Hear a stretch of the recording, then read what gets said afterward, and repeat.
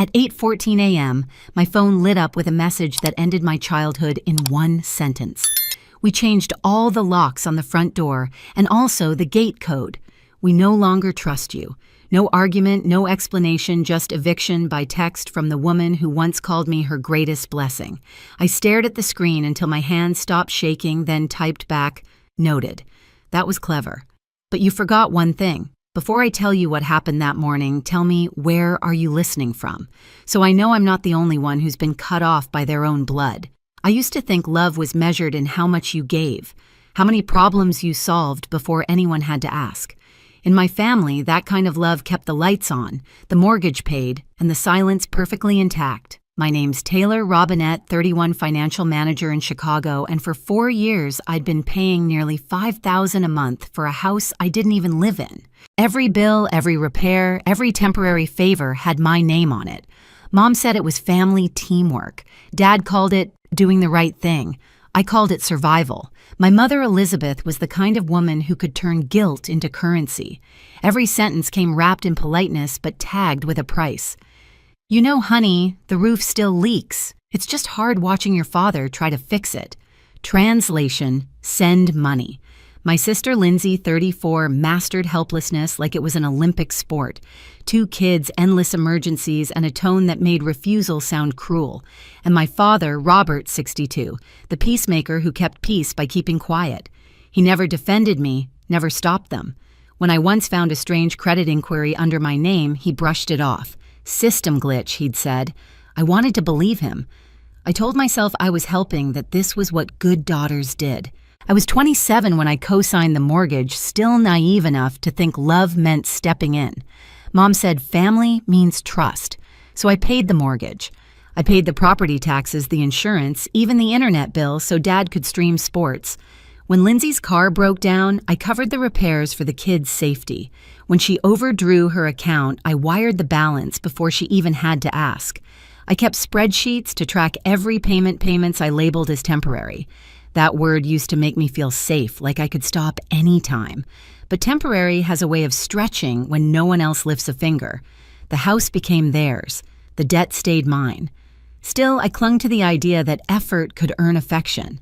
Every time Mom said, "You're keeping this family afloat," I mistook it for love. Every time she thanked Lindsay publicly for sacrifice, I swallowed the sting. It wasn't until much later I realized that trust in our house never meant safety. It meant silence. Now sitting in that quiet apartment staring at her message, I finally understood what she'd really taught me. Family in her language wasn't about belonging. It was about who paid the bills. It started with a Facebook post. I was waiting in my car outside a grocery pickup when the algorithm served it to me like a slap, my parents and Lindsay standing on the front porch of the house I'd been paying for. The caption read, "So proud of our daughter for building a home we can all share." My mother held a little wooden sign that said, "Home Sweet Home, a gift from Lindsay." I must have reread the caption 5 times waiting for my name to appear somewhere. It didn't. The comments rolled in like confetti. "She's amazing. You raised such a strong daughter, Lindsay. You're the rock of the family." I sat perfectly still, one hand on the wheel, as if moving would break whatever illusion was keeping me upright. Somewhere between the emojis and praise, I realized they weren't just erasing me, they'd rewritten the story completely. 2 days later, my phone rang. It was a cheerful voice from the bank. "Hi, Ms. Robinette, just calling to confirm a request to update the primary contact for your mortgage." My stomach dropped. "To who, a Miss Lindsay Carson," she said.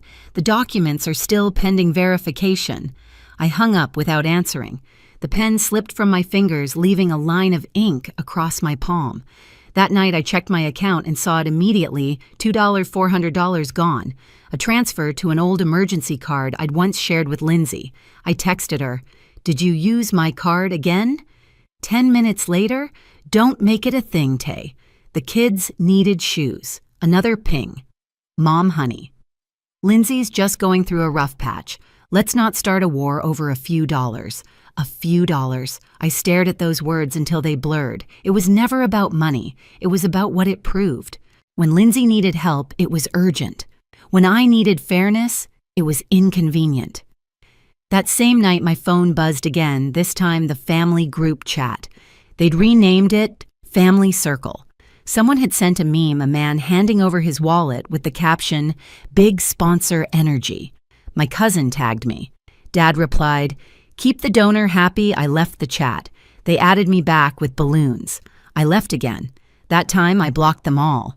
The next weekend, I drove to the house to mow the lawn, still paying the landscaper was pointless, Mom always said.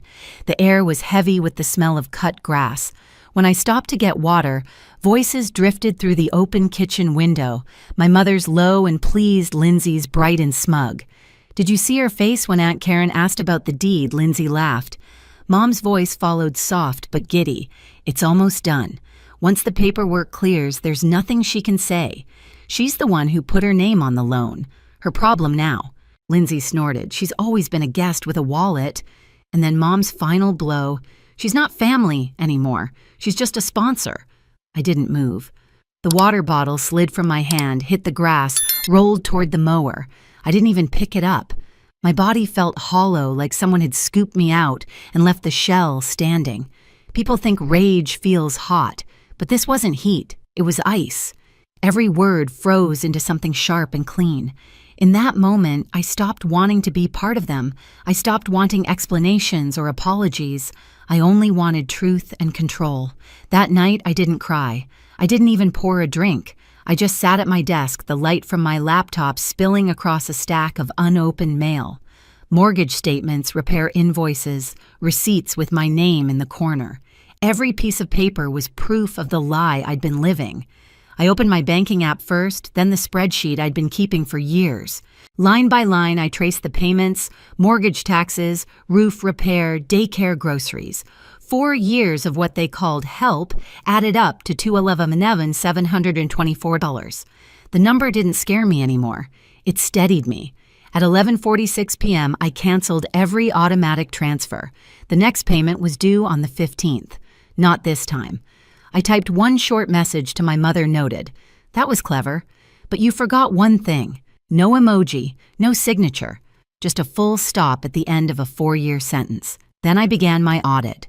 I pulled up old texts, emails, photos, each one a receipt for their entitlement. I labeled folders, payments, bills, messages, audio.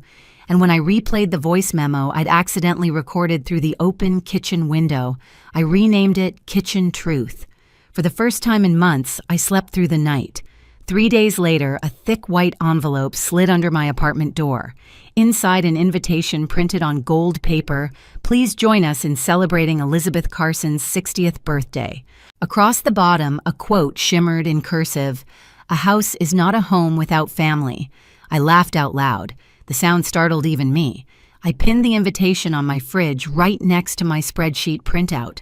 2 shrines side by side, one to their fantasy, one to my reality. That week, I called my grandfather William. He was the only one who ever spoke to me without needing something in return. When he picked up, I didn't even say hello. "They called me a sponsor," I said. He exhaled slowly. "Then it's time they learn what happens when a sponsor stops sponsoring." He was right. I didn't need revenge dressed in rage. I needed precision. So I started preparing. I printed every payment record and organized them by month like case files. I downloaded the audio clip. I saved screenshots of the group chat, the memes, the laughter, my father's jokes. I even pulled the credit report showing the system glitch from last year. By the time I finished, my apartment looked like an evidence room. I didn't plan to confront them. Not yet. I wanted silence to do its work first, to let them wonder why the next mortgage payment never came. Because silence, I'd learned, makes people louder. When they finally reached out, it wouldn't be to apologize. It would be to panic. And that's when I'd remind them the only thing more expensive than betrayal is proof. The night of the party, Chicago air felt heavy, like the sky itself was holding its breath. I arrived 10 minutes late on purpose. The banquet hall glowed gold and green, the same colors my mother always chose, royalty tones, she used to call them. Waiters floated between tables with champagne flutes. Everyone smiled in that tight, performative way families do when they're pretending everything's fine. I stood by the entrance for a second watching. A slideshow played across a large screen, vacations, family photos, holidays. When an image of the house appeared, the crowd clapped. My mother's voice, sweet and proud, echoed through the speakers. Built with love, kept with trust, and now passed down with pride. Trust. The word hit like static. I walked toward the front heels clicking against the marble floor. No one stopped me. Maybe they didn't believe I'd show up. Maybe they forgot that I never missed a due date. Lindsay was on stage, microphone in hand, smiling for the cameras. "This home represents sacrifice and love," she said. "We've all worked so hard to keep it." I almost laughed. I wanted to applaud the performance. Instead, I waited until the applause died, then took 2 steps forward. The mic squealed as I spoke. I wasn't planning to say anything tonight. I began steady even. But since we're celebrating legacy, let's talk about what it actually cost. A few heads turned. My mother's smile faltered. "Taylor," she started warning in her tone. "This isn't—" I raised a hand. "I'll be quick." I reached into my bag and held up a small USB drive. "Could someone help me play this, my cousin?" Curious, plugged it into the laptop connected to the projector. The screen flickered. At first there was only faint background noise.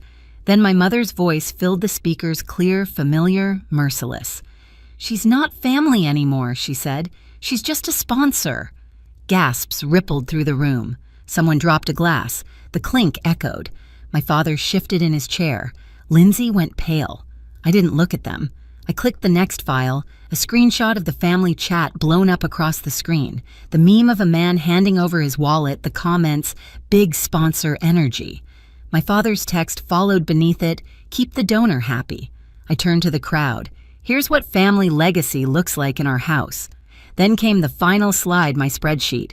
Rows and rows of payments labeled and dated, mortgage, taxes, repairs, insurance. The total circled in red, $211,11, $724. "This," I said quietly, "is the cost of your legacy." Silence. Even the air felt still. My mother's face hardened, then cracked. "You're humiliating us," she whispered. I met her eyes. "No, I'm clarifying the math." My father pushed up from his chair, his voice sharp. "You don't come here and embarrass your mother on her birthday." "Embarrassment," I said calmly. "You mean like when you used my credit score to take out a loan last year?" His mouth opened, then shut. "I've got that paperwork too." Lindsay stood, voice trembling. "It was supposed to be family help. We all agreed I cut in. "Funny, I don't remember signing that agreement. I was too busy paying your bills." A murmur spread through the room, relatives' whispering eyes darting between screens and faces. My mother's hand shook as she reached for the mic. "Families support each other. That's what love is." I stepped closer. "No, Mom. Families thank each other. Love doesn't come with invoices." The room went completely quiet.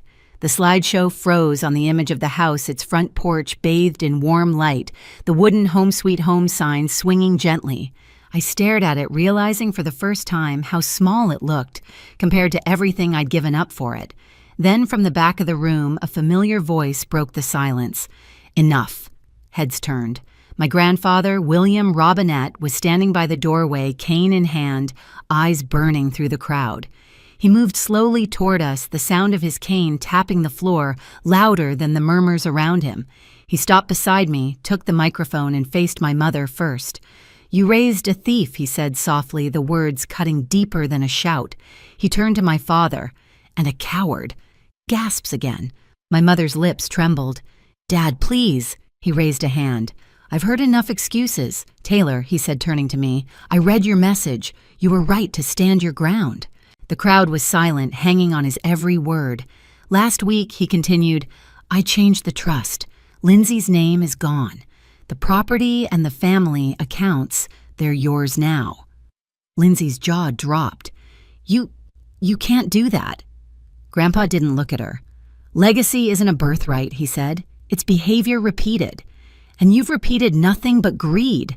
The room erupted, half in whispers, half in stunned silence. My mother's face went pale, then red, then pale again. She looked like she wanted to scream, but no sound came out. I took the microphone back, my voice steady. "You changed the locks," I said, echoing her text. "But I changed the keys." I set the stack of invoices on the gift table beside the wrapped presents, turned toward the exit, and walked out. No one stopped me. Not a single person called my name. The doors closed behind me with a soft click, the kind that sounds more like freedom than an ending. Outside, the night air was cool against my skin. The city lights shimmered in the distance, reflected on the river like fragments of something finally broken and finally mine. I pulled my blazer tighter and exhaled. For the first time in years, I didn't owe anyone anything. 72 hours later, the notification arrived. Incoming wire transfer, 211's, $724. No sender name, no apology, just digits, clean, cold, and final. I stared at the number for a moment, then closed the laptop and let out a breath I didn't realize I'd been holding. The silence that followed wasn't empty. It was earned. I brewed tea instead of coffee that morning. No alarms, no calls, no messages asking for a little help. For once, the world felt level.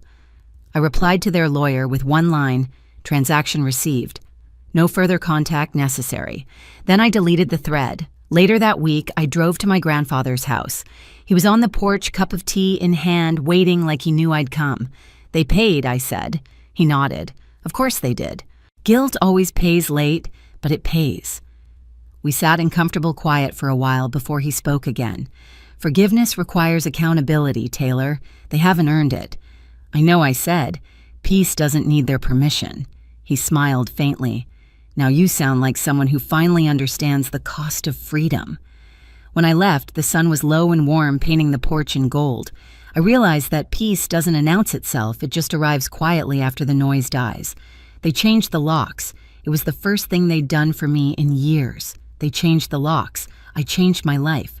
And for once, the silence between us didn't ache, it felt clean. I used to think family was something you earned by giving enough.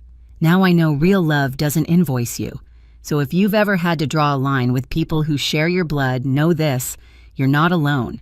Share your story below and hit subscribe. Because somewhere out there, another person is learning the same truth. I did peace isn't given, it's reclaimed.